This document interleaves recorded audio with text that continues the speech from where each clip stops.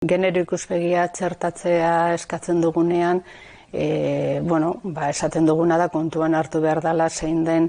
emakumeen egoera eta zeintzuk diren euren behar bereziak, eta zentzu horretan arautzerakoan kontuan izan beharko da orain dagoen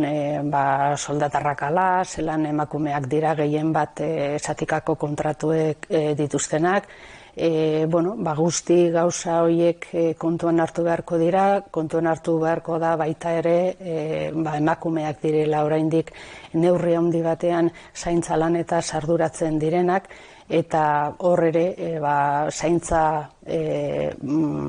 banaketetan eta hauek erantzukizunez egiteko horretarako ere neurriak jarri behar dira, eta telelana arautzerakoan ere guzti hori kontuan hartu beharko da benetako konziliazioa egon dadin, eta emakume eta gizonen artean banaketa orekatu bat emateko, zeren eta aurreko egoeran eta orain itzialdi egoera honetan agerian geratu da emakumeak direla gehien bat zaintza lanetaz arduratzen direnak, eta hori da aldatzen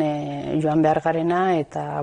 telelanak ere honekin zerikusia du eta kontuan hartu beharko da.